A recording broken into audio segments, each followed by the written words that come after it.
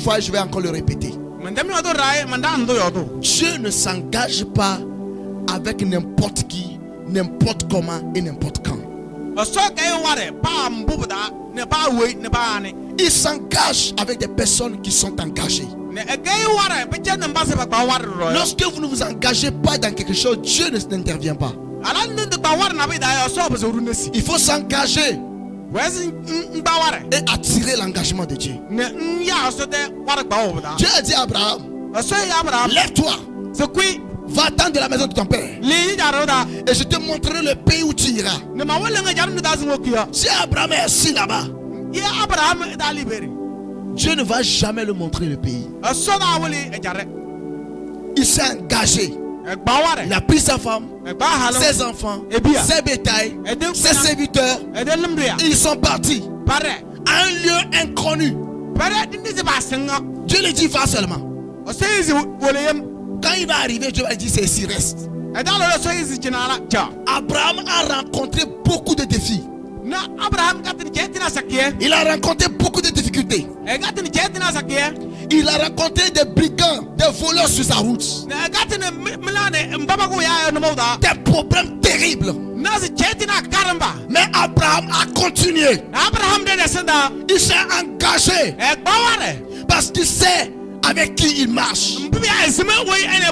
C'est que Dieu va s'engager dans son problème. Il n'a pas baissé les bras. C'est pourquoi toi aussi ce soir, ne baisse pas les bras. Sois engagé pour que Dieu s'engage avec toi dans tous les domaines spirituels. Engage-toi. Si tu as un problème de foyer, engage-toi dans la prière jusqu'à ce que tu remportes la victoire. Il n'y a aucun homme dans la Bible, il n'y a personne dans la Bible qui est resté bras croisés attendant le miracle. Ce sont des personnes qui sont engagées et Dieu s'est manifesté dans leur vie. Dieu s'engage avec des gens engagés. Quand tu n'es pas engagé, Dieu ne s'engagera pas avec toi. Si tu n'es pas quelqu'un qui prie, Dieu ne va pas s'engager avec toi. Si tu n'es pas quelqu'un qui a la foi, Dieu ne s'engagera pas avec toi. Arrêtez d'attendre la manne du ciel. Engagez-vous dans tous les domaines. Commencez et Dieu va agir. Alléluia. Amen. Nous allons voir quelque chose dans le livre de Colossiens. Colossiens le chapitre 2. À partir du verset 14 à 15. Colossiens 2, verset 14. Il a effacé l'acte dont les ordonnances nous condamnaient et qui subsistait contre nous. Et il l'a détruit en le clouant à la croix. Amen. Il a dépouillé les dominations et les autorités et les a livrées publiquement en spectacle, en triomphant d'elles par la croix. Dis-moi Amen très fort. Amen. Ce soir, Jésus-Christ de Nazareth, celui qui a été crucifié sur la croix pour tes péchés, celui qui a versé son sang pour que toi, ton âme soit sauvée, ce Jésus-là a déjà triomphé pour toi. Et ce soir, tu vas rentrer dans une victoire totale. Alléluia. Amen. La Bible nous dit ici que Jésus, la crucifixion de Jésus là, ce n'est pas de la pagaille, ce n'est pas de l'amusement. La Bible nous dit que lorsque Jésus est allé sur la croix, il a fait un travail pour nous. Qu'est-ce qu'il a fait? Il dit il a effacé l'acte dont les ordonnances nous condamnaient. Alléluia. Amen. Quels sont ces actes qui sont en train de nous condamner? Je vais t'expliquer quelque chose ici, tu vas voir. Lorsqu'on parle des actes, c'est comme si quelqu'un va dans un carrefour Il verse du sang là-bas. Il met du sel là-bas. Il met du piment là-bas. Il met tout ce qu'il veut mettre. Même tuer les poules. Et il prononce des paroles sur ce lieu-là. Soit ils appellent le nom de quelqu'un.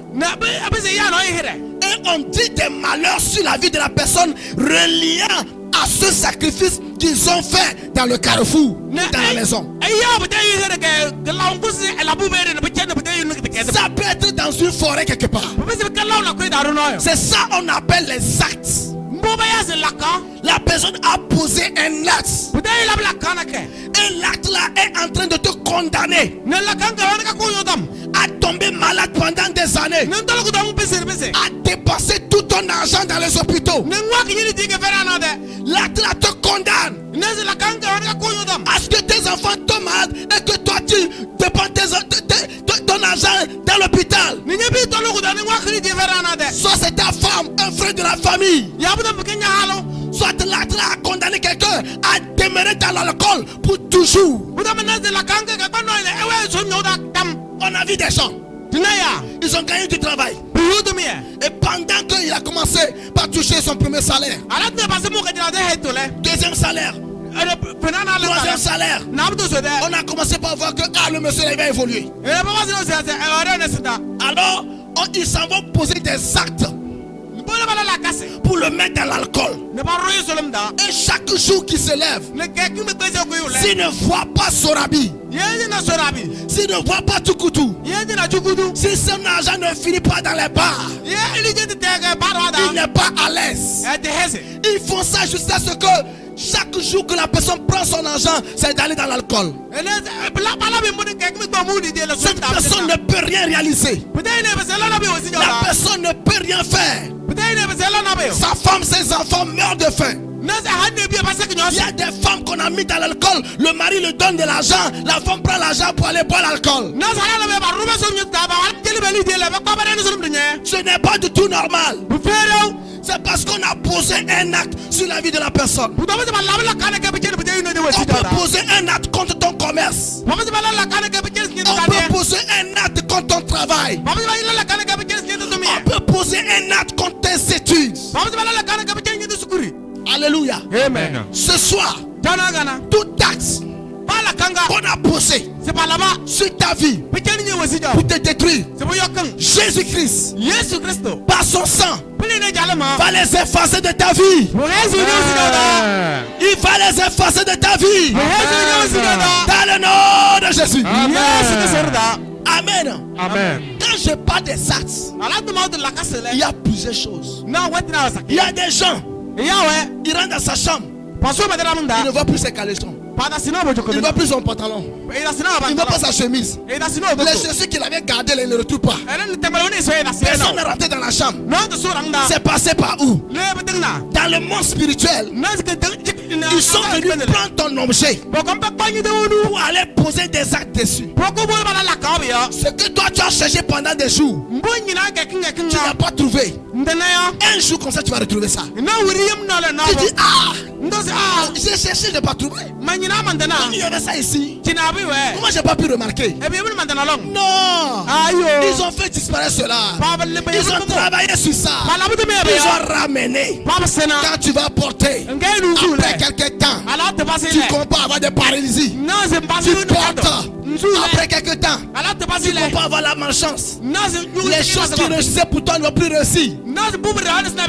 Parce qu'on a posé des actes. Si tu n'es pas avec Dieu, si tu n'es pas avec Jésus, le monde des ténèbres vont t'avaler. Attache-toi à Jésus. C'est pourquoi j'ai dit, rien ne va m'arracher sur le chemin de Jésus-Christ. Rien ne pourra me détourner. C'est là que tu vas comprendre que si tu n'as pas fait des expériences, si tu n'as pas senti, c'est-à-dire il n'y a pas de choses qui sont arrivées et tu as vu la puissance de Dieu se manifester, tu ne vas jamais croire en Jésus. Quand on parle de Jésus, les gens s'amusent, les gens ils se moquent. On prend le nom de Jésus, même on met ça dans des comédies. Ce nom puissant qui guérit, qui délivre, Les gens font des comédies, on met ça dedans. Le nom de Jésus n'est pas un nom de blague. C'est un nom d'autorité. C'est un nom qui fait fléchir les genoux. C'est un nom qui chasse les démons. C'est un nom qui guérit les malades. Prenez le nom de Jésus au sérieux. Appelez par le nom de Jésus n'importe comment. Quelqu'un dit quelque chose de Jesus. Ça n'a rien à voir. Le nom de Jesus là, c'est pour des moments difficiles. Appelez Jésus sur des maladies. Appelez Jésus sur les problèmes. Et il va agir. C'est pour cela qu'il est allé sur la croix. C'est pour cela que Jésus est allé sur la croix. Ce soir, Jésus qui est allé sur la croix pour toi, il va effacer les arts dans ta vie. Amen. Verset 15, il dit, il a dépouillé les dominations et les autorités et les a livrés publiquement en spectacle en triomphant d'elle par la croix. Jésus, il les a dépouillés. Alléluia. Jésus a dépouillé les autorités. Les autorités, c'est quoi? C'est les puissances qui sont établies dans chaque localité. Soit dans une maison, dans un village, dans une région ou dans un pays. Et quand tu es là-bas, tu ne fais pas un avec ces puissances-là. Tu ne fais pas un avec ces autorités-là. Ils ne vont pas te faciliter la vie. Amen. Amen. Je vais parler des fétiches qui sont dans des milieux qu'on a établis depuis des siècles, des siècles par nos aïeux, nos grands-parents. Alléluia. Amen. Je vais te dire ce soir, j'ai un fétiche dans ta maison. S'il y a une puissance dans ta maison, je te dis, Jésus a remporté la victoire sur eux. Amen. Il a dépouillé leur pouvoir. Il a dépouillé leur puissance. Je vais dire à un chrétien ici que Jésus que tu as là, il est plus puissant que les démons. Amen. Toi qui ne crois pas en Jésus, tu es assis ici. Tu ne crois rien en Jésus. Tu ne sais pas que Jésus est puissant. Tu ne crois pas que Jésus peut guérir les malades. Tu te demandes si cette histoire est vraie ou pas. Alléluia. Amen. Moi je peux te donner plein de témoignages de ce que Jésus a fait. Il y a un feu sur ta vie. Amen. Il y a un feu sur toi. Amen. Le feu là était les clairvoyances des sorciers. Amen. Le feu là consume les démons. Amen. Ce soir, ce feu qui est sur toi va bouleverser ton quartier. Amen. S'il y a des sorciers dans ta maison, s'il y a des sorciers à ton alentour, quand tu vas arriver, ils sauront que quelqu'un d'autre est venu. Ils vont dire qu'il y a une autre personne qui vient dans cette maison. Ce n'est pas une autre personne. C'est toi-même qui es venu. Tu es revenu à une autre personne. Tu es venu à la nature de Jésus-Christ. Alléluia.